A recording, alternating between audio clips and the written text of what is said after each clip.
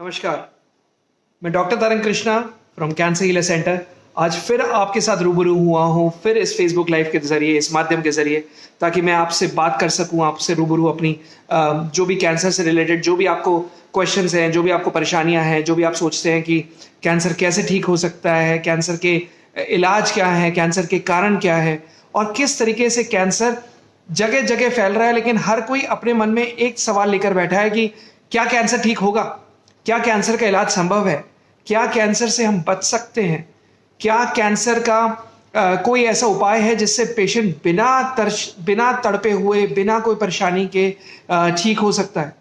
ऐसा कोई भी, हर किसी के, जब भी किसी के परिवार में कैंसर का कोई भी मरीज डायग्नोज होता है, हर किसी के मन में बस एक ही क्वेश्चन आ जाता है कि अब क्या करें, अब क्या होगा, क्या कैंसर ठीक होगा, नहीं होगा, क्या कोई इसका सॉल्यूशन हो पाएगा। एंड एवरी टाइम आपके बस एक वो विशियस सर्कल में आपको लगता है कि अब इसके पास कोई और उपाय नहीं है, कोई और ट्रीटमेंट नहीं है, and you are back into that vicious circle जहां पर आपको कुछ समझ में ही नहीं आता कि अब करना क्या है। जब समझ में नहीं आता कि what is the solution behind it, कि भाई कैंसर अगर किसी परिवार वाले को हो गया तो अब करना क्या है। रीजन इज क्योंकि किसी को कोई सॉल्यूशन ही नहीं पता, और कैंसर के टाइम पर हर किसी के दिमाग बंद हो जाते हैं। Why? Because everybody just believes in stress, और उसको स्ट्रेस दिखने लगता है, उसका कॉर्टिसोल लेवल हाई जाने लगता है, और जिसकी वजह से उसको कोई भी सॉल्यूशन दिखना बंद हो जाता है। The only thing left out is distress, despair, एक निराशा, एक कहीं कोई उम्मीद ना दिखना, ना उम्मीदी हो जाना, या फिर दिखना कि अब आगे क्या करें क्योंकि कोई रास्ता नहीं है, आप डेड एंड पे आ चुके हैं and you don't find a solution. इस माध्यम के जरिए through my cancer healer page and through my doctor तरंग कृष्णा पेज, मैं आप लोगों की यही नाउम्मीदी और यही निराशा खत्म करना चाहता हूं। मैं तब तक मेहनत करता रहूंगा, या तब तक ये करता रहूंगा जब तक कैंसर केवल एक ज़ोडिक साइन ही बनकर ना रह जाए, और जब तक कैंसर इस दुनिया से खत्म ही क्यों ना हो जाए। मैं जानता हूं जितने लोग मेरे साथ अभी अभी जुड़े हैं, या जितने लोग मेरे से पहली बार जुड़े हैं, वो सोच रहे हैं क्या बेकार की बात कर रहे हैं, इट्स फॉरगेट इट, बंद करो इसे और आगे निकल जाओ, क्योंकि ऐसा तो पॉसिबल ही नहीं है। He is blowing a thing which is not possible. ये तो कभी हो ही नहीं सकता, कैंसर इलाज पॉसिबल ही नहीं है। कभी किसी ने सोचा था कि कोई ऑब्जेक्ट फ्लाई करेगा हवा में और बिना किसी सपोर्ट के, और आपको एक देश से दूसरे देश ले जाएगा। एरोप्लेन का जब आविष्कार हुआ तो राइट ब्रदर्स को भी यही बोला गया कि ऐसा पॉसिबल ही नहीं है। जब गैलीलियो ने कहा कि अर्थ गोल है और अर्थ सन के चारों तरफ घूमती है, तो उसको भी तिरस्कार किया गया और उसको भी बोला गया कि ऐसा तो पॉसिबल ही नहीं है। बट आगे चल के यही सारी बातें सच्चाई हुई। मैं जानता हूं कि आज भी आप मेरी बातों को हो सकता है तिरस्कार करो, मैं जानता हूं कि आप भी ये बोलो कि हो सकता है ये तो पॉसिबल ही नहीं है, कैंसर का इलाज पॉसिबल ही नहीं है।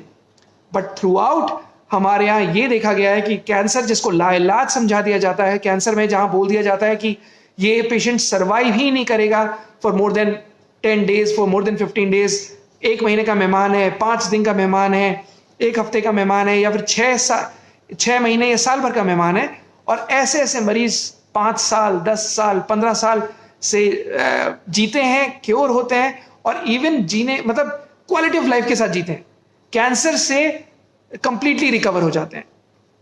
आज का हमारा टॉपिक है ब्लड कैंसर।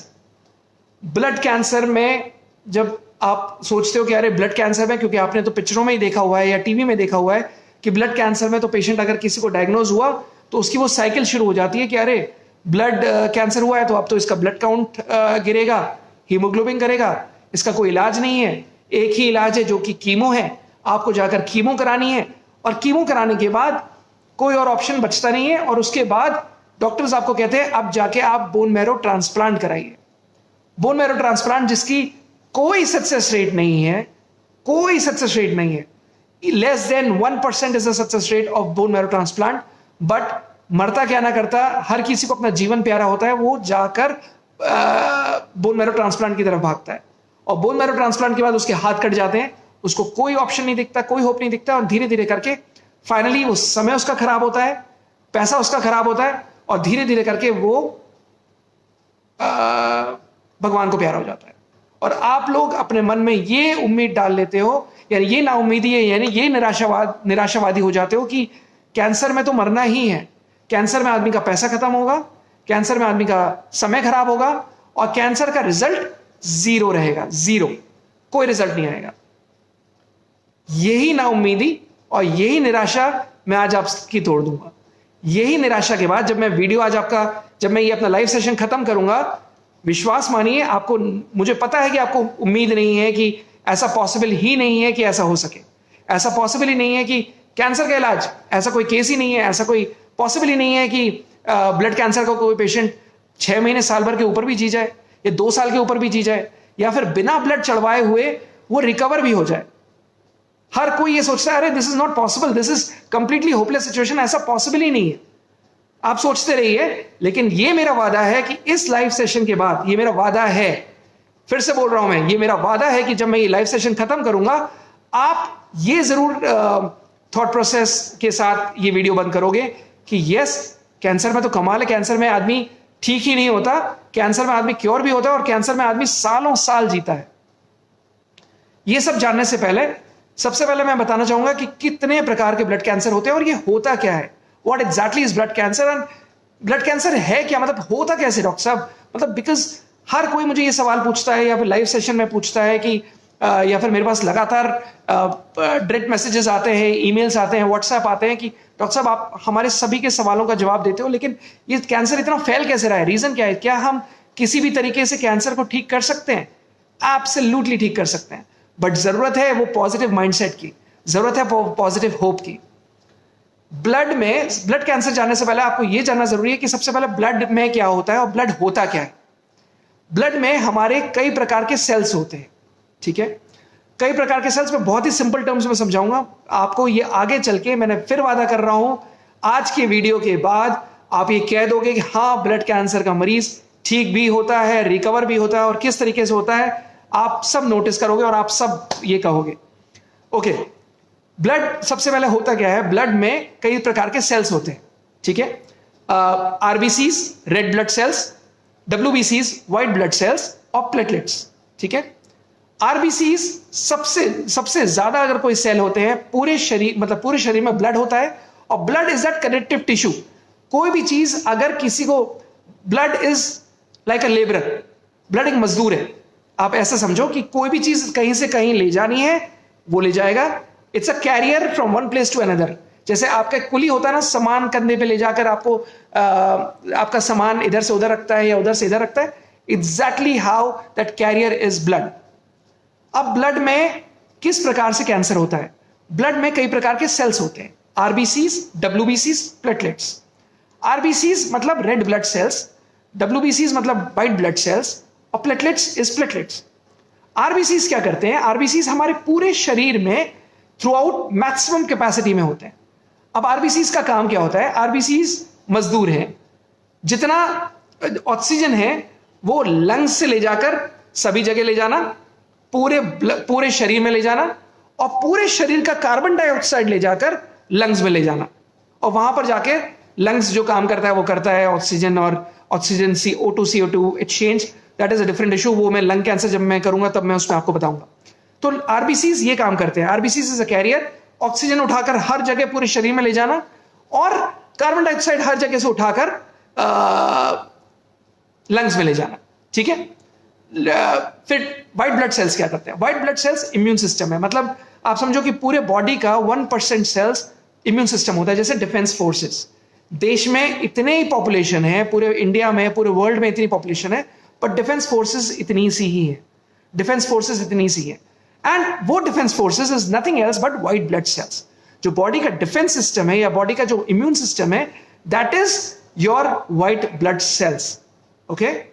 और फिर इसके बाद होता है प्लेटलेट्स। अब व्हाइट ब्लड सेल्स भी कई प्रकार के होते हैं, ग्रैनुलोसाइट्स होते हैं, एग्रैनुलोसाइट्स होते हैं। ग्रैनुलोसाइट्स क्या होते हैं, ग्रैनुलोसाइट्स होते हैं समझ लीजिए जैसे neutrophils, eosinophils, lymphocytes, monocytes are agranulocytes, and eosinophils, neutrophils, and eosinophils and basophils, these are granulocytes.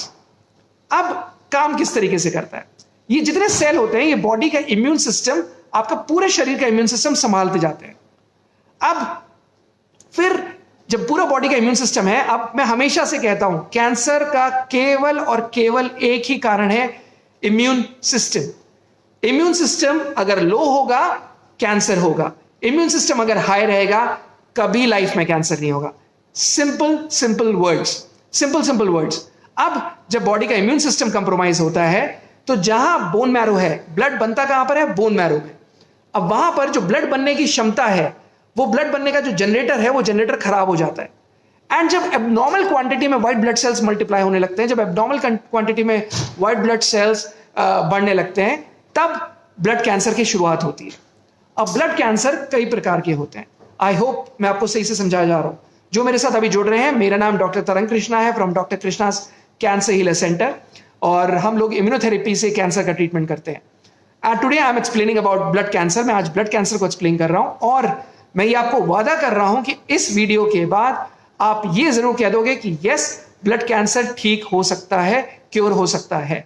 अगर इस वीडियो के बाद अगर आपको लगता है कि मैंने झूठ कहा, तो इस वीडियो के खत्म होने के बाद 50, 100, 500, 1000 जितने कमेंट्स डालने आप डाल देना मेरी बुराई करते हुए। मैं आपको ओपन चैलेंज कर रहा हूं, ठीक है? Please remember that. Okay, but wait करिएगा, आपको इस वीडियो के एंड तक मेरे साथ जुड़े रहना है, so that you know exactly what I am talking about. अब जब ब्लड कैंसर ठीक होता है, ब्लड कैंसर जब होता है, तो ब्लड कैंसर में इमेच्योर सेल्स बढ़ने शुरू हो जाते हैं, लाइक ब्लास्ट सेल्स बढ़ने शुरू हो जाते हैं। जब भी इमेच्योर सेल्स बढ़ते हैं, तो या तो एबनॉर्मल क्वांटिटी में व्हाइट ब्लड सेल्स बढ़ने शुरू हो जाते हैं। एबनॉर्मल क्वांटिटी में व्हाइट ब्लड सेल्स जब बढ़ते हैं, इसका मतलब ल्यूकीमिया हो गया। एबनॉर्मल क्वांटिटी में जब प्लाज्मा सेल्स बढ़ते हैं, जो भी एक तरीके का ब्लड सेल है, तो इसका मतलब माइलोमा हो गया, मल्टीपल माइलोमा, जिसके अलग और भी टेस्ट होते हैं। बीटा 2 माइक्रोग्लोबुलिन हम कराते हैं, हम 24 आवर यूरिनरी प्रोटीन कराते हैं, हम बेंजोस प्रोटीन कराते हैं, हम एम स्पाइक कराते हैं। That is a different thing. किसी को अगर मल्टीपल माइलोमा हुआ है तो वो इस वीडियो के साथ रिलेट कर पाएगा। तीसरा ब्लड कैंसर होता है लिम्फोमा। अब लोग सोचते हैं कि लिम्फोमा ब्लड कैंसर होता है। एब्सोल्युटली लिम्फोमा ब्लड कैंसर होता है, बट लोगों को इस बारे में नॉलेज ही नहीं है। लोग सोचते हैं कि लिम्फोमा मतलब बहुत बड़ी बीमारी। लिम्फोमा भी ब्लड कैंसर होता है, and it is a cancer of the lymphocytes. जब लिम्फोसाइट्स का प्रोडक्शन, अब लिम्फोमा भी जो प्रकार के होते हैं, 2 प्रकार के होते हैं, non Hodgkin lymphoma, Hodgkin's lymphoma. हालांकि इसमें मैं डिटेल में नहीं जाऊंगा, because there is a cell which is a Reed Bernstein cell, उसकी अगर प्रेजेंस है तो ये लिम्फोमा है, उसकी अगर प्रेजेंस नहीं है तो ये लिम्फोमा है। मैं उस डिटेल में नहीं जाऊंगा, because that's how I train my doctors. But खैर, मैं यहाँ आपको ट्रेनिंग देने नहीं आया हूं, मैं आपको ये बताने आया हूं कि आज इस वीडियो के बाद आप ये कह दोगे कि हाँ, ब्लड कैंसर ठीक हो सकता है, ब्लड कैंसर क्योर हो सकता है। Okay, so now how we do it is, अब ब्लड कैंसर में जब ये धीरे धीरे करके ब्लड कैंसर हुआ, तो अब बोन मैरो फंक्शन में नहीं है। बोन मैरो मतलब जहां ब्लड बनता है, वो ब्लड बनने का जो जनरेटर है वो खराब हो गया। अब उसमें मल्टीप्लाई कर रहे हैं सेल्स, और लगातार जो नॉर्मल सेल्स आने चाहिए 2 के 4, 4 के 8, 8 के 16, 16 के 32, ये ना आने की बजाय इमेच्योर सेल्स आने शुरू हो जाते हैं। जो बॉडी का डिफेंस सिस्टम है, मतलब आप समझो, सिंपल शब्दों में अगर बताऊं तो एक देश की सेनाएं में जब पुलिस ही करप्ट हो जाए या फिर पुलिस ही टेररिस्ट बन जाए, that is blood cancer. Simple शब्दों में समझा रहा हूं। अगर पुलिस ही टेररिस्ट बन गई, that's where blood cancer becomes an issue. And इस तरीके से द सिचुएशन गेट्स वर्स, और धीरे धीरे करके व्हाइट ब्लड सेल्स बढ़ने शुरू हो जाते हैं। And slowly and steadily what happens is, जो व्हाइट ब्लड सेल्स बढ़ रहे हैं, आपको डॉक्टर्स कहते हैं कि अब व्हाइट ब्लड सेल्स में जो इतनी क्वांटिटी में कर रहे हैं, चलिए हम कीमोथेरेपी करेंगे। अब कीमोथेरेपी जब आप करते हो, तो कीमोथेरेपी में आपने क्या किया, जैसे मैंने सिंपल शब्दों में समझाया कि अगर देश की जो पुलिस है, वो पुलिस में ही अगर वो टेररिस्ट बन गए, तो आप क्या करोगे? आपने अमेरिका से या किसी और देश से पुलिस बुलाई। मैं बहुत ही लेमैन्स टर्म में समझा रहा हूं। आपने किसी और देश से पुलिस बुलाई, और आपने यहाँ की जो इंटरनल पुलिस है, आपने उनको मारना शुरू किया। दिस इज, बट वहां पर वो ब्रूटल है, उनका कोई काइंडनेस नहीं है, कोई दिल नहीं है, कोई दिमाग नहीं है। उन्होंने मर्सीलेस किलिंग शुरू कर दी। उन कैंसर के सेल्स को, जो एबनॉर्मल व्हाइट ब्लड सेल्स है, उनको भी मारा, और जो नॉर्मल सेल्स है उनको भी मारा। और धीरे धीरे करके हर बार एक विशियस सर्कल में आदमी फंस जाता है। जैसे कहते हैं ना कि एक कुएं में फंस गया और आप वहीं पर ही गोल गोल गोल गोल गोल गोल घूमते जा रहे हो, but you are not able to come out कि आपको जाना क्या है और आपको करना क्या है। पेशेंट आता है, हॉस्पिटल में ब्लड चढ़वाता है, कीमो कराता है, फिर उसके बाद वापस चले जाता है। कीमो के बाद 10 दिन बाद वापस, या 8 दिन बाद, 5 दिन बाद उसका ब्लड वापस कम हो जाता है, फिर से वो वापस जाता है। फिर उसको डॉक्टर्स कहते हैं कि अब आपको वापस ब्लड चढ़वाना पड़ेगा, वापस आपको इंजेक्शन लगाने पड़ेंगे ताकि हम आपके TLCs जो इतने कम हो जा रहे हैं वो कम ना हो। एंड देन फिर वापस वो जाता है कीमो कराने। कीमो कराने के बाद फिर वही विशियस सर्कल, नॉर्मल सेल्स मार दिए, कैंसर सेल्स तो मरे मरे, इमेच्योर सेल्स मार दिए, but you are not treating the main cause. आपने बीमारी को जड़ से खत्म नहीं किया। एंड जब आपने बीमारी को जड़ से खत्म नहीं किया, disease always tends to hit back. तभी maximum blood cancer cases, those who know about blood cancer वो रिलेट कर सकते हैं, maximum blood cancer cases relapse होकर आते हैं। बीमारी हमेशा लौट कर आती है एंड वो ठीक नहीं होते। And then finally you realise कि अरे ब्लड कैंसर ठीक ही नहीं होता है, रिलैप्स होकर आया, एंड फिर आप वही वापस विशियस सर्कल में घूम जाते हो।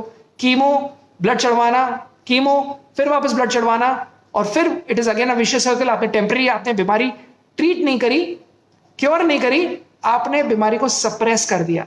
एंड सप्रेस करने के बाद फाइनली आपके पास कोई और सॉल्यूशन नहीं बचा, एंड धीरे धीरे करके पेशेंट की कंडीशन वर्स होती गई, रैदर वर्स से वर्स्ट होती गई, एंड पेशेंट कोलैप्स कर गया, रैदर सर्वाइव नहीं कर पाया। और आपने क्या ठान लिया, कैंसर तो ठीक ही नहीं होता, कैंसर के में तो मरना ही है, कैंसर का डेथ सेंटेंस है कि अगर किसी को मरना है या किसी को वो होना है मतलब उसको कैंसर है, और अगर कोई मरा है ऐसे तो मतलब उसको कैंसर था। And that's where you feed it into your mind that yes, cancer is not curable. But today after this video I will make sure that ये मैं चैलेंज कर रहा हूं कि ये मैं आपका जो नेगेटिव स्टेटमेंट है ये मैं आपका मिटा दूंगा। अब मैं आपसे सिंपल सवाल पूछता हूं कि आप जितनी बार भी ब्लड चढ़वाओगे, वो ब्लड चढ़वाने के बाद आप कितने टाइम तक सर्वाइव कर सकते हो, या आप कितने टाइम तक आप उसको आगे खींच सकते हो? आप नहीं खींच सकते। रीजन इज, मैं सिंपल टर्म्स में बता रहा हूं, अगर आपकी एक गाड़ी चला रहे हो और आपकी गाड़ी का टायर पंचर हो गया है, आपने उसमें हवा भरवाई, आप आगे गए, आप फिर वापस 1 किलोमीटर आगे जाने के बाद फिर वापस उस गाड़ी की हवा निकल गई, एंड फिर आपने उसमें हवा डलवाई, फिर आप चले गए, तो मतलब पंचर टायर आप ज्यादा दूर लेकर नहीं ले जा सकते। आप पंचर टायर लेकर गाड़ी ज्यादा दूर तक नहीं चला सकते। अगर आपको 100 किलोमीटर जाना है, आप हर 1 किलोमीटर के बाद वो पंचर टायर में हवा भरोगे, 500 मीटर जाएगी, पंचर टायर में मतलब वो गाड़ी की पंचर टायर की हवा फिर निकल जाएगी, फिर वापस गया, फिर वही। इट इज एग्जैक्टली जो मैं समझाना चाह रहा हूं, मतलब ये कि आप कब तक अपनी गाड़ी या कब तक अपना शरीर बार बार ब्लड ट्रांसफ्यूजन करते हुए चलाओगे, जो कि कीमोथेरेपी या कोई भी और इलाज में होता है। बट इम्यूनोथेरेपी के थ्रू ऐसा नहीं होता। इम्यूनोथेरेपी के थ्रू ऐसा नहीं होता कि आपकी गाड़ी पंचर है, because we repair that puncture of that tyre. Rather, बहुत ही सिंपल टर्म्स में, I am keeping it very interactive and I am keeping it in very simple terms ताकि आप सबको समझ में आए। We repair that immune system, जो रूट कॉज है उसको खत्म करते हैं। आज मैं आपको उनसे मिलवाऊंगा, एक परफेक्ट एग्जाम्पल है ये बताने के लिए कि किस तरीके से कैंसर ठीक होता है और कैसे होता है, और तब आप जानोगे कि कैसे कैंसर ठीक हो रहा है। नंदू जी, हाय, नमस्ते, गुड मॉर्निंग। नमस्कार नमस्कार नमस्कार। आई थिंक मुझे अपना कैमरा सेट करना पड़ेगा, मेरा कैमरा सेट नहीं है इसमें। जी, एम आई विजिबल प्रॉपर्ली? या अच्छा, मुझे इसमें फेस कटा हुआ दिख रहा है। जस्ट सेकंड जी, एक सेकेंड। तो सही। नहीं, आपका ठीक आ रहा है, आपका ठीक आ रहा है। मुझे इसमें मेरा फेस कटा जी, हुआ दिख रहा है। पिताजी भी साथ में जुड़े हुए हैं मेरे। जी जी जी, मैं बिल्कुल उनसे मिलना चाहूंगा। एक सेकेंड, मुझे मेरा फेस क्लियर है या कटा हुआ है? जी सर, बहुत बहुत क्लियर है, पूरा अच्छा, क्लियर फेस है। कट नहीं आ रहा? नहीं, कट नहीं आ रहा है, पूरा क्लियर ओके, दिख रहा है। खैर मुझे फेस कटा हुआ दिख रहा है मेरा। ओके, अगर ठीक आ रहा है तो प्लीज इस पर लिख दीजिए। जी, ओके, पहले नमस्कार नमस्कार नमस्कार, कैसे हैं नागरे साहब? ओके, मैं कुछ आपको बताना चाहूंगा। ये जी, अब मेरे साथ हैं नंदू नागरे जी। नंदू जी नागरे सर। जी के मैं थोड़ा सा एक इंट्रोडक्शन देता हूं। हाँ, नंदू नागरे जी ने हमारे यहाँ ट्रीटमेंट शुरू किया, और जी, ट्रीटमेंट शुरू कब किया? 10 साल पहले, उनके हाँ, फादर साहब का। ठीक है, वो फादर साहब आपको पीछे दिख रहे होंगे स्क्रीन पर। 10 पहले। मैं फिर से रिपीट कर रहा हूं, 10 years बैक। नमस्कार नमस्कार। मुझे इसमें लिखा आ रहा है वॉइस लो। मेरी आवाज क्लियर आ रही है आप लोगों को? जी क्लियर आ रही है। अच्छा, voice very low. Okay, I am sorry. मुझे अगर मैं फर्स्ट टाइम ऐसे इंटरेक्टिव कर रहा हूं, so generally I don't do it, but okay. Nandu Nagare जी जो मेरे साथ हैं, नंदू नागरे जी के फादर साहब का मैंने ट्रीटमेंट किया था 2010 में, यस 2010 एग्जैक्टली। 2010 में। एंड 2010 में जब इनका ट्रीटमेंट शुरू किया, ही वाज सफरिंग विथ, मैं खैर बाकी मैं खुद इन्हीं से पूछूंगा, and I keep it very interactive. और जब डॉक्टर्स को इन्होंने यही कहा था कि कुछ नहीं है, डॉक्टर्स ने इनको कहा था कि क्या है, वो खैर आप इन्हीं से सुनोगे कि क्या कहा था क्या नहीं। और फिर डॉक्टर्स ने यह भी कहा था कि कैंसर ठीक नहीं हो सकता, कैंसर का कोई उपाय नहीं है, किस तरीके से क्या उम्र है, अभी मैं कुछ नहीं बताऊंगा कि इनकी उम्र क्या है, सब मैं इन्हीं से पूछूंगा और इन्हीं से ही आपको बताने की कोशिश कराऊंगा।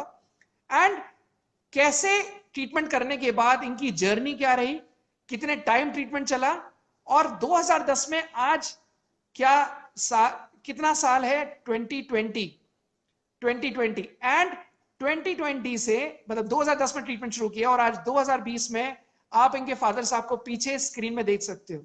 एंड ट्रस्ट मी बाबूजी, आप बहुत अच्छे लग रहे हो, आप बहुत तंदुरुस्त लग रहे हो, एंड आप बहुत हेल्दी लग रहे हो, touchwood, by the grace of God. जी, नंदू नागरी जी, सबसे पहले बहुत जी बहुत बहुत शुक्रिया, बहुत शुक्रिया। मैं आपको दिल से शुक्रिया अदा करता हूं कि आज आप मेरे साथ थैंक यू सर। इसमें जुड़े हैं। And I yes am extremely grateful to you because आप मेरे साथ, आपने ये मिशन को मेरे साथ जुड़े हैं कि जो पेशेंट कह देते हैं या जो लोग कह देते हैं कि कैंसर ठीक नहीं हो सकता, ट्रस्ट मी, आपके आज सामने आने से लोग ये विश्वास कर लेंगे कि yes, cancer is possible, cancer is curable. मैं हमेशा किसी ना किसी पेशेंट को जब भी सामने लाता हूं या उनका टेस्टिमोनियल यूट्यूब पर या फेसबुक पे या इंस्टाग्राम में जब भी डालता हूं, तो नीचे मेरे पास कमेंट्स आते हैं, अरे एक पेशेंट ठीक हो जाने से क्या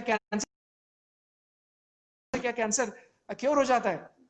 मेरे पेशेंट की उम्र 76 ईयर्स है, मेरे पेशेंट की उम्र 70 साल है, मेरे पेशेंट की उम्र 65 साल है। आप इसको ठीक करके दिखाओ, क्योंकि जिसका आपने वीडियो दिया है ये तो 40 साल का है, या जिसका आपने वीडियो दिया है ये तो 30 साल का है, 70 साल में क्या ठीक हो सकते हैं? तो आपके आज सामने आने से एक परफेक्ट एग्जाम्पल हो जाएगा लोगों को ये बताने को कि किस तरीके से ठीक होता है। या या चलिए श्योर शुरू करते हैं। नंदू जी, अपने बारे में कुछ बताइए आप, सर। वी आर फ्रॉम कहाँ से महाराष्ट्र। हैं और क्या करते हैं हम जी? लोग महाराष्ट्र सांगली डिस्ट्रिक्ट से है, बिलोंग करते हैं। ये मेरे पिताजी है। अभी इनकी उम्र तो 82 ईयर्स है। Last 10 years before he was find out AML। Actually AML यानी कि एक्यूट माइलोइड ल्यूकेमिया। तो अ, यानी कि जब एलोपैथी के डॉक्टर ने, जब हेमेटोलॉजिस्ट ने फाइंड आउट किया था, एक्चुअली जो सिम्टम दिख रहे थे पहले, तो पिताजी के नाक से खून बह रहा था। तो हम लोगों ने उनके ब्लड के टेस्ट काउंट किए, तो उसमें उनका प्लेटलेट काउंट बहुत कम गिर रहा था, लगभग 30,000 आ रहा था। तो उसके बाद हम लोगों ने हेमेटोलॉजिस्ट के पास गए। एलोपैथी के डॉक्टर ने पूरा उनका चेकअप किया, 3 दिन उनको एडमिट करवाया। उसके बाद प्लेटलेट काउंट बाहर से दे दिया, जैसे हम ब्लड चढ़ाते हैं ना, उस टाइप पे प्लेटलेट बढ़ाया उनका। लेकिन उसके बाद भी उसका 18,000 तक लो आया था। और नाक से तो खून इतना बह रहा था कि ब्लीडिंग बहुत हो रही थी। तो वो डॉक्टर ने क्या, वो भी अच्छे डॉक्टर थे, मैं कोई बात नहीं उनके बारे में बोलूंगा, लेकिन उन्होंने ये सजेस्ट किया कि मेरा जो 3-4 दिन का जो बिल हुआ है, 1 लाख तक का बिल हुआ है, बस आप ये पेड करो। आप पुअर फैमिली से बिलोंग करते हो, आपके पिताजी फार्मर है, आप बच्चे लोग इतना पैसा मत उनके लिए खर्चा करो, क्योंकि एलोपैथी में उनके लिए कोई होप्स नहीं है। और आपके पिताजी 1 महीने के बाद अभी दिखने वाले नहीं है, बस उनको खाना पीना खिलाओ करके उन्होंने पिताजी को घर भेजा था। और हम लोग उनको घर पे लेके आए थे, पिताजी को 10 साल पहले। सब पूरा परिवार इकट्ठा हुए थे। उस टाइम हमारे महाराष्ट्र में नाग पंचमी ऐसा एक सन रहता है, फेस्टिवल रहता है। उसी टाइम हम सब लोग एक जगह जुड़े थे, पिताजी को मिले सब लोग, क्योंकि मालूम था अगला फेस्टिवल जब अगले मंथ आता है तो पिताजी रहने वाले नहीं है। तो हम लोग सब इकट्ठा हुए थे, पोती, उनके जो पोते हैं पोतिया है, सब सब पूरा फैमिली इकट्ठा करके एंजॉय किए थे उनके साथ। लास्ट वाला एंजॉय था वो, इसीलिए। लेकिन एक मेरे फैमिली में उस टाइम डॉक्टर मिलिन करके जो होम्योपैथिक प्रैक्टिस करते हैं, उन्होंने बताया कि हम ऐसे एक डॉक्टर है, डॉक्टर हरि कृष्णा, उनका नाम है, दिल्ली में कैंसर हीलर सेंटर है, और WHO ने उनको उनकी दवा को अप्रिशिएट किया है। क्यों नहीं हम एक बार ट्राई करते हैं, अगर कुछ नहीं है अपने पास, होप तो नहीं है। एक महीना, एक महीने की तो बात है, लगभग तुरंत हमने गूगल किया, उसके बाद हम नजदीक वाला बम्बई पहुंचे और बम्बई से दवा स्टार्ट की। सर इतना मिरेकल हुआ दवा के बाद, पिताजी की एक पहले मिनट 8 नहीं, दिन में अभी इतना दवाई, इम्प्रूवमेंट आया। जी जी नहीं, सॉरी, मैं आपको इंटरप्ट कर रहा हूँ। मुझे उससे पहले ये जानना है कि जब 72 ईयर्स के थे, आई थिंक अभी आपने जैसे बताया कि बाबूजी 82 ईयर्स में है, तो जब 72 ईयर्स जी में थे, तो 72 ईयर्स में जब डायग्नोज हुआ और डॉक्टर्स ने बताया कि केवल एक महीने के मेहमान है, आप जितना एंजॉय करना कर लो, और आपने कहा कि महाराष्ट्र, क्योंकि आप महाराष्ट्र से है, तो केवल 82 ईयर्स, मतलब 72 ईयर्स में 2010 में आपको बोला कि भाई नागपंचमी है, नागपंचमी आपको अच्छे से सेलिब्रेट करनी है, और 2010 में आपको फिर मेरे फादर साहब डॉक्टर हरिकृष्ण जी के बारे में बताया। तो अभी जैसे डायग्नोज हुआ या जिस तरीके से हुआ, तो what exactly was your reaction, और किस तरीके से आपने क्या क्या किया, या क्या डॉक्टर्स का रिएक्शन था, या आपने जब हेमाटोलॉजिस्ट का सारी चीजें हुई, तो किस तरीके से क्या रिएक्शन था आप लोगों का, और क्या क्या आपने किया सर, जब एक्चुअली डायग्नोज हुआ? जिस टाइम, हाँ एक्चुअली समर सीजन था, समर सीजन के बाद रेनी सीजन आने ही वाला था। उसी टाइम में actually he is a farmer and doing totally lot of hard work from his childhood. Okay, खेती में काम करते हैं पूरा, और बड़ा परिवार है, उनके ऊपर निर्भर करता था। लेकिन पिताजी की तबीयत है ना, इतनी वीक हो रही थी उनकी, समझ में नहीं आता था कि ऐसे नाक से खून क्यों बह रहा है। कभी कभी होता था ऐसा, तो लगता है ना कोई धूप में से ही होगा, धूप में गए काम करते हैं, ऐसा कुछ हुआ। लेकिन उसके बाद इतना वीकनेस बढ़ गया, तो फैमिली डॉक्टर ने गांव से, उन्होंने बताया आप हेमेटोलॉजिस्ट के पास जाओ। लेकिन वो भी अच्छे डॉक्टर थे, लेकिन उन्होंने क्या किया, देखा देखा तो 31,000 इनका प्लेटलेट काउंट। आई थिंक, मैं तो बिलोंग नहीं करता कि मेडिकल साइड से, लेकिन कम से कम 1-1.5 लाख तो होना चाहिए प्लेटलेट, अगर उनको घूमना 1.5 लाख फिरना से तो। 4.5 लाख के बस, बीच में होना चाहिए जी। या एग्जैक्टली, ओके सर। ये तो मेरे आंसू है एक्चुअली, हैप्पी वाले हैं सर अभी, इसलिए आपको मैं नहीं प्रॉपरली बोल रहा हूँ, लेकिन आपकी वजह से हमारा परिवार पूरा खुश है। मेरे पिताजी आपकी वजह से बस दिख रहे हैं सब लोगों को। नहीं नहीं नहीं तो नहीं, मेरी वजह से नहीं, वो करने वाला ऊपर वाला है। अच्छा, थैंक यू फिर उसके सर, इट्स बाद प्लेजर। जी, फिर उसके बाद जब ये आपने डायग्नोज हुआ, फिर आपको डॉक्टर्स ने बताया कि काउंट्स कम है, ब्लीडिंग बह रही है, आपने नाग पंचमी बहुत अच्छे से मनाई, क्योंकि आपको लगा कि शायद ये आखिरी नाग पंचमी है आपके फादर साहब के साथ। ये मैं 2010 की जी बात कर रहा हूँ, तो जो मेरे साथ अभी जुड़े हैं वो समझ सकते हैं कि अगर किसी को डायग्नोज हुआ है और उसका फादर को अगर बीमारी हुई है, तो आपको पता है कि जब भी किसी के फादर मदर या बच्चों को या वाइफ को या आपके पार्टनर को कभी भी अगर ऐसी कोई बीमारी होती है, तो आप कोई भी एड़ी चोटी का जोर लगाते हो और आप कोई कमी नहीं छोड़ते। तो वही नंदू नागरी जी ने किया। फिर उसके बाद उन्हें किसी एक उनके मित्र ने, किसी डॉक्टर ने, आई थिंक सांगली में किसी एलोपैथिक, किसी होम्योपैथिक डॉक्टर ने आपको हमारे कैंसर सेंटर के बारे में बताया। ठीक बता रहा हूं मैं जी नंदू जी?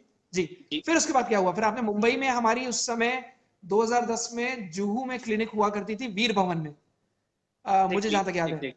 तो 2010 में वीर भवन में जब क्लिनिक थी, फिर उसके बाद आपने जैसे ट्रीटमेंट शुरू किया और वहां गए और आपने वहां से दवाई ली, तब उसके बाद आपका क्या रहा? सर उसके बाद दवा तो लेते जाते समय ना, पेशेंट को लाने की भी जरूरत नहीं थी, बस अगर रिपोर्ट्स होते ना, करंट प्रीवियस रिपोर्ट्स, तो भी चलता था। लेकिन हम लोग पिताजी को गाड़ी करके वहां पे लेके गए थे बम्बई, जहाँ से 200 किलोमीटर दूर है हमारे गांव से। लेकिन उसके बाद वहां पे बहुत सांगली से? कोऑपरेट जी किया डॉक्टर ने, की सांगली से दो लगभग, सॉरी, 350 किलोमीटर, 10 10 घंटे लगते हैं, जी 8-10 घंटे। तो जी। वहां पे डॉक्टर ने ना, इनका विल पावर इतना बड़ा है पहले, तो जो डॉक्टर थे, तो आई थिंक, मुझे प्रॉपर हमारी नाम टीम नहीं, में थे डॉक्टर जी, हमारी सुमति। टीम के, हमारी टीम में ये थे जी। डॉक्टर, हाँ, जी ओके। तो उन्होंने बहुत इनका हौसला बढ़ाया और हम लोगों को बताया कोई दिक्कत नहीं है, आप एक काम करवा दो आपको, क्योंकि हम लोग इतने परेशान थे कि सब डॉक्टर ने बताया था कि आपको कोई कीमोथेरेपी या रेडियोथेरेपी नहीं ले सकते। वो हमें उन्होंने ये बताया था कि कहीं पे भी जाओ इस वर्ल्ड में, 65 के ऊपर एज के ऊपर कीमोथेरेपी या रेडियोथेरेपी नहीं दी जाएगी। यानी कि उसके बाद हम लोगों को यही लगा था, तो उसी डॉक्टर ने हमें क्या बताया, कैंसर रिलर सेंटर बम्बई से, आप ये दवा लेके जाओ, दवा ली। उन्होंने शायद 3 दिन के लिए एक सेट का डोज दे रहे थे उस टाइम पे। लेकिन सर एक्चुअली वो मिरेकल हो रहा था जब हम 8 दिन बाद, उस 10 समय दिन जो बाद। लोग मेरे साथ अभी जुड़े हैं, विजय चौहान जी, मैं आपकी बात का भी जवाब दूंगा मैं, कि जो कॉस्टली आप बता रहे हो पर मंथ, उन्होंने जो एस्टिमेट दिया था वो एस्टिमेट लाखों रुपए का था। और इनफैक्ट जो बोन मैरो ट्रांसप्लांट आती है, 1.5 करोड़ की बोन मैरो ट्रांसप्लांट होती है, 1.5 करोड़ की एक, और उसके बाद रिजल्ट होता है जीरो। आप जो कह रहे हो ना कि बहुत कॉस्टली है, ये कॉस्टली से ज्यादा आप आरओआई देखो, रिटर्न ऑन इन्वेस्टमेंट देखो आप। तो जी, उस समय जो हम दवाई देते थे वो हर एक सेट 3-3 दिन के हिसाब से देते थे। एंड उस समय क्या शुरू कॉस्ट शुरू थी? में हाँ जी। सर, शुरू शुरू में उस टाइम लगभग 5,000 एक सेट था, 5,000 में। हाँ, 3 दिन लेकिन का। क्या है, हाँ, हाँ, एक सेट में हाँ, 5,000 में ही तो मिल रहा सोचो था। आप, उस लेकिन समय अब भी 10 रेट दिन तो में, रिवाइज क्योंकि हो गए। जी, रेट और तो ये अब जो रिवाइज कॉस्ट होने ही होती है ये पड़ेंगे। मेडिसिन, उसकी दिक्कत मैं नहीं। लोगों को वो मैं कॉस्ट के बताता जा बारे रहा में। हूँ कि ये जो कॉस्ट होती है, ये कॉस्ट इसलिए होती है क्योंकि ये सारी मेडिसिन बाहर की होती है, और ये सारी मेडिसिन जो हम लोग देते हैं, यस, अगर गवर्नमेंट ऑफ इंडिया इसको पेटेंट कर दे, या गवर्नमेंट ऑफ इंडिया इसमें कॉपरेट कर दे, या गवर्नमेंट ऑफ इंडिया इसमें हेल्प कर दे, तो इसकी कॉस्ट 1/4 रह जाएगी।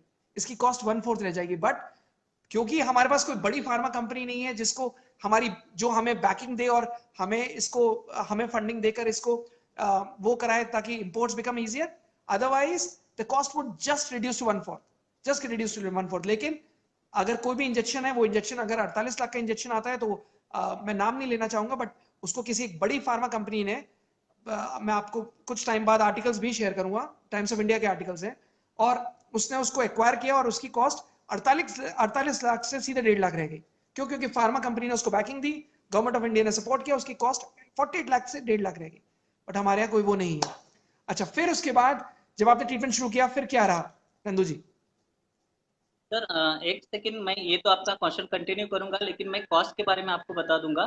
सर अगर ये दवा उनके काम नहीं आती तो वो लाइव नहीं रहते, तो वो कॉस्ट के या पैसे की कोई कीमत नहीं उसके पास। सर मेरे पिताजी ऑलरेडी फार्मर है, तो 10 साल में इतने पैसे कमाए हैं ना उन्होंने, वो जब क्योर होने के बाद ब्लड कैंसर से, तो वो कुछ नहीं है सर।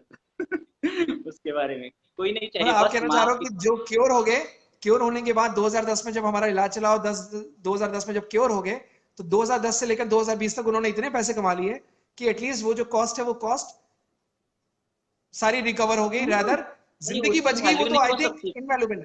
जिंदगी उसकी वैल्यू नहीं हो सकती। अभी वो सब लोगों का अपने बेटों का, बहुओं का, और पोती पोती जो है डॉक्टर इंजीनियर सब लोगों को बना रहे हैं, पढ़ा रहे हैं, बहुत अच्छा काम कर रहे हैं। इसमें क्या वो वैल्यू नहीं है सर? अगर कुछ नहीं कर पाते तो बहुत दुख हो जाता। लेकिन गॉड नोस कि कैसे डॉक्टर मिले और आपको वहां तक हम लोगों को भेजा, और वो काम आ गई दवा। लेकिन इसीलिए बहुत कुछ आपके लिए सर कांटेक्ट में रहना चाहते हैं। कभी आपसे मिलना है, मेरे पूरे फैमिली के साथ हम लोग दिल्ली आने वाले हैं, कभी ना कभी आपसे बिल्कुल मिलने जरूर बिल्कुल आएंगे। मिलूंगा, बिल्कुल मिलूंगा। अभी तो बिल्कुल नहीं आना है, जब तक कोविड ठीक नहीं हो जाता, जब तक कोविड खत्म नहीं हो जाता, एग्जैक्टली। तब तक बिल्कुल नहीं आना है। अच्छा, नंदू जी, फिर ये मुझे बताइए, जैसे आपने, जैसे जैसे आपने ट्रीटमेंट चलाया, तो ट्रीटमेंट चलाने के बाद क्या रहा, क्या आपकी जर्नी रही, किस तरीके से रिकवरी आई, और कैसे वो रहा, मतलब व्हाट एग्जैक्टली सर वाज एक योर बात जर्नी बताता हूँ। इन कैंसर सेंटर, किस तरीके से जी, रिकवरी आती रही? Exactly, because exactly. जी, सर शुरू शुरू में डॉक्टर ने उसी टाइम 3 दिन में एक डोज देने के लिए बोला था। ओके, उसके हिसाब से डोज मंगवा रहे थे हम लोग अपने बजट के साथ भी। नंदू जी, फिर उसके बाद जैसे आपने ट्रीटमेंट स्टार्ट किया, फिर 2010 में रिपोर्ट्स पूरी नॉर्मल आ गई, कैसा लगा फिर उसके बाद, कि लगा कि हाँ कैंसर ठीक हो सकता है, या? Sir it was totally miracle for us, and हमारे लिए तो मिरेकल ही था। लेकिन जो डॉक्टर्स, बड़े बड़े डॉक्टर्स है जो एलोपैथी से बिलोंग करते हैं, जो हेमेटोलॉजिस्ट है, जिन लोगों ने बताया था कि कैंसर की कोई इलाज नहीं है, तो उनके पास वो रिपोर्ट दिखाए। हर बार क्या करते थे हम लोग, उन्होंने उनको ही बताया था जब तक पिताजी 1 महीना, जो एक महीना तो साथ देने वाले हैं, तब तो 10-10 दिन के बाद बस उनको बुलाओ, कोई कैप्सूल दे दो, कोई मल्टीविटामिन दे दो, बस दवा तो नहीं है, तो बस उनको लगे कि अरे कोई तो मेरे लिए दवा चल रही है करके।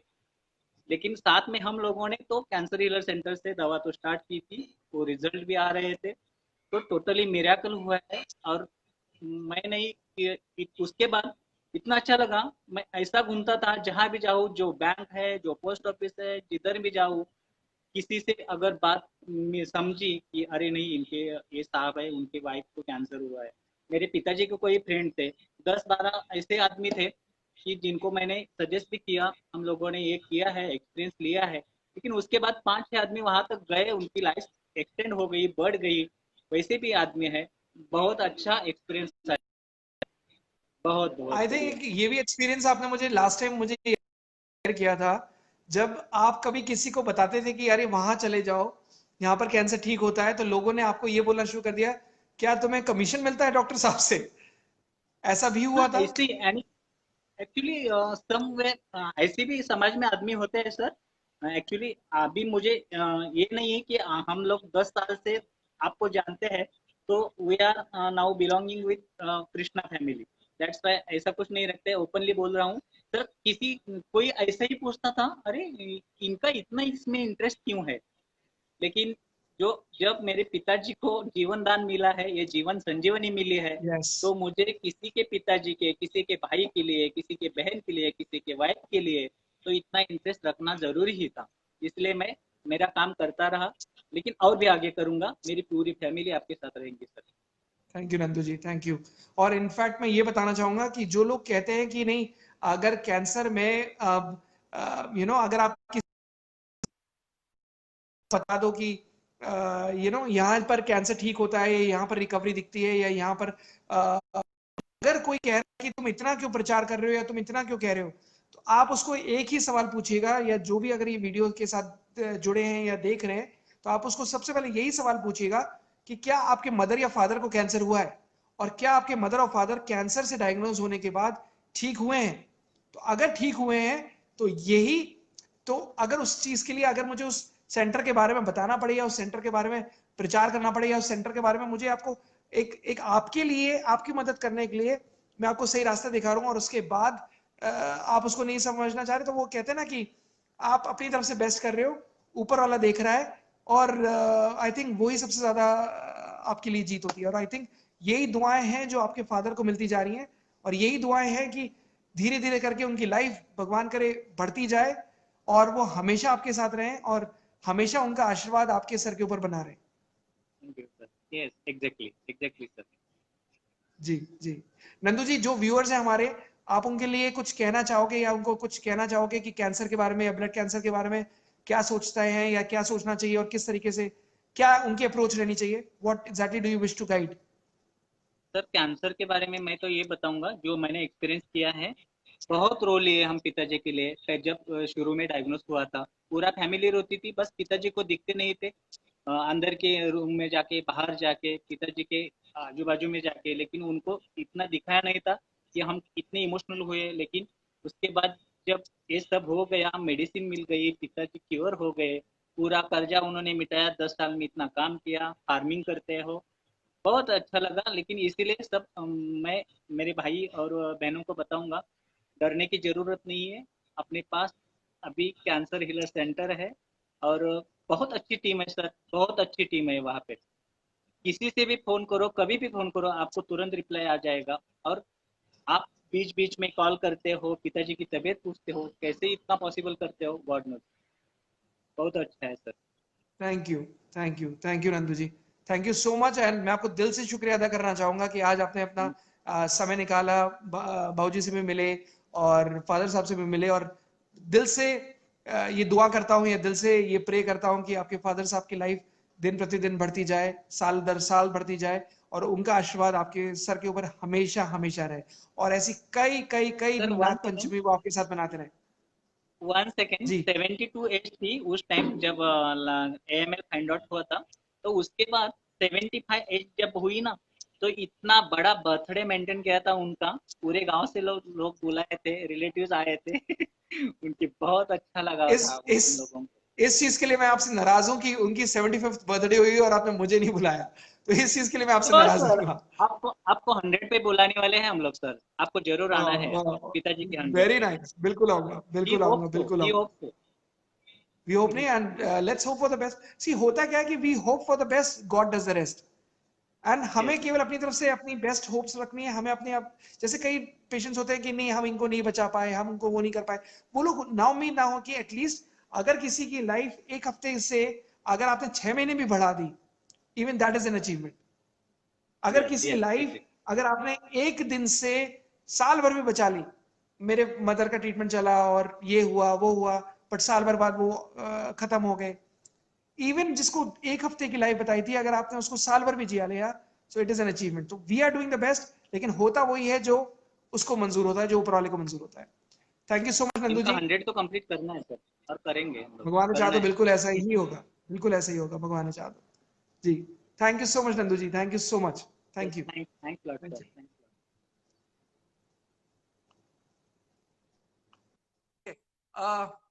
आप लोगों ने, मैंने आपको ये वादा किया था कि इस लाइव के बाद, हालांकि ये सेशन मुझे बीच में टूट गया बिकॉज ऑफ इंटरनेट इश्यूज, और फिर दोबारा से मैं जुड़ा हूं। मैंने आपको ये वादा किया था इस लाइव से पहले कि इस लाइव के बाद आप ये जरूर कहना शुरू कर दोगे कि हाँ कैंसर ठीक हो सकता है, हाँ कैंसर क्योर हो सकता है। बट जरूरत है ना उम्मीद ना होने की, जरूरत है वो आशा नहीं खोने की, जरूरत है वो, अगर कोई भी एक उम्मीद की किरण दिख रही है, उसको पकड़ के रखने की, उसकी डोर को मजबूत रखने की, एंड उसी डोर के दम पर, या जैसे कहते हैं ना कि डूबते को तिनके का सहारा, ये सच्चाई है कि अगर छोटा सा तिनका भी दिख रहा है और आपको दिख रहा है कि नहीं मैं तिनका पकड़ूंगा तो भी डूब जाऊंगा, but something is better than nothing, तो अगर आपको तिनका भी दिख रहा है उसको पकड़ के रखिए और उसकी डोर को तब तक मत छोड़िए जब तक आप जीत नहीं जाते। और ट्रस्ट मी, मैं अगर किसी के साथ जुड़ता हूं या हमारी टीम या कैंसर हीलिंग सेंटर किसी के साथ भी जुड़ती है, तो हम तब तक आपके साथ खड़े रहते हैं जब तक हम कैंसर से जीत नहीं जाते, हम कैंसर से साथ में मिलकर जीत नहीं जाते। और जैसे नंदू जी ने अपने फादर साहब का किस्सा बताया, और मैं दिल से उम्मीद करता हूं कि वो 100 बर्थडे भी कंप्लीट करें और उनका आशीर्वाद हमेशा हम सबके ऊपर बना रहे, वैसे ही आप सभी के लिए मेरे दिल से ये प्रार्थना है कि आप जो मन में सोच लेते हो कि कैंसर ठीक नहीं हो सकता, उस होपलेस सिचुएशन को अपने हमेशा दिलो दिमाग से खत्म कर दीजिए। और अगर किसी चीज को, जैसे किसी भी चीज को अगर आपको पाना है, तो इतने पॉजिटिव हो जाइए, इतने कमिटेड हो जाइए, इतने ज्यादा पैशनेट हो जाइए कि वो हमेशा वो चीज अपने आप खुद बे खुद हो जाएगी। और जो लोग कहते हैं कि नहीं कैंसर ठीक नहीं हो सकता, वो ये पार्ट अपने मन से, या ये नेगेटिव स्टेटमेंट अपने मन से, अपने दिल से, अपने दिमाग से डिलीट कर दीजिए।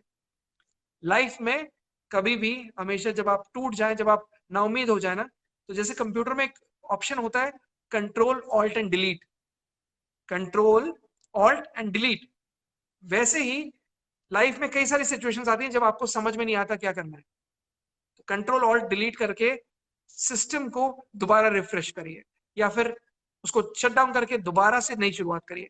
कैंसर हीलर सेंटर का जो टैगलाइन है विच is a new beginning, so a new beginning is all about जो आपने कर लिया उसको आप वहीं छोड़कर आइए, एक नई शुरुआत करिए। और जो लोग अगर अपनी जिंदगी में नई शुरुआत करना चाहते हैं, प्लीज वो ही कैंसर हीलर सेंटर से जुड़िए। अदरवाइज आप जो कर रहे हो, जैसा कर रहे हो, आप शायद ठीक ही कर रहे होगे। मैं उसके लिए आपको दिल से शुभकामनाएं देता हूं, और यही उम्मीद करता हूं कि आप जो भी करें वो आप उससे कैंसर ठीक हो, और भगवान ने चाहा तो आपके जो भी वेल विशर्स हैं, जो भी आपके रिलेटिव्स हैं, फ्रेंड हैं, फैमिली हैं, वो कैंसर से ठीक हो। And thank you so much Nandu ji का, आपने जो भी आपने सुना है, मैं आशा करता हूं कि आप लोग उनको दिल से शुक्रिया अदा करेंगे, क्योंकि शायद आज उनके वर्ड्स किसी की लाइफ बचा सके, शायद आज उनके वर्ड्स किसी ना किसी का घर बचा सके, किसी ना किसी का परिवार बचा सके। क्योंकि कैंसर का एक पेशेंट ठीक नहीं होता, वो पूरा परिवार ठीक होता है, या पूरा परिवार उस नाउमीदी से बाहर आता है, पूरा परिवार बचता है। आप एक पेशेंट को नहीं बचाते, आप उसके पूरे परिवार को बचाते हो। आज नंदू जी के फादर ठीक नहीं हुए, नंदू जो 10 साल से ठीक है, आपने पूरे, मतलब पूरे नंदू जी का पूरा परिवार उस कैंसर के बवंडर से बाहर आया है। तो अगर वो आ सकते हैं 82 ईयर्स के आज होने के बाद भी, जिंदा हैं, रिकवर है, क्योर है, तो आप भी हो सकते हैं। और मैं चाहता हूं कि आप लोग अपने प्रेयर्स में नंदू जी और उनकी फैमिली के लिए दिल से प्रे करें कि वो हमेशा सुखी रहें, हमेशा स्वस्थ रहें। और हम सभी लोग ये उम्मीद करते हैं कि जो लोग इस मुहिम में जुड़ रहे हैं, वो इसी तरीके से एक दूसरे की मदद करके ये जो नेगेटिविटी फैल रही है कि कैंसर ठीक नहीं हो सकता, इसको दिल से खत्म करें। आई होप मेरा सेशन आपके लिए हेल्पफुल रहा हो। अगर ये आप सेशन आपको 1% भी मदद कर पाया या फिर आपको हेल्प कर पाया, तो प्लीज इसको लाइक करिए, शेयर करिए, और जितना ज्यादा से ज्यादा हो सके लोगों तक पहुंचाइए, ताकि एटलीस्ट जो लोग अपनी उम्मीद खो चुके हैं, या जो लोग अपनी होप खो चुके हैं, वो नेगेटिव स्टेटमेंट अपने दिल से, अपने दिमाग से खत्म कर दें और सोच लें कि हाँ कैंसर ठीक हो सकता है, हाँ कैंसर से रिकवर हो सकते हैं। अपना ख्याल रखिए। मैं हर फ्राइडे को सुबह 11 बजे आपसे जुड़ता रहूंगा इसी माध्यम से, इसी तरीके से।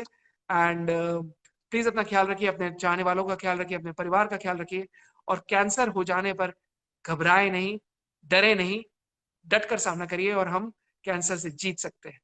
प्लीज अपना ख्याल रखिए। नमस्कार।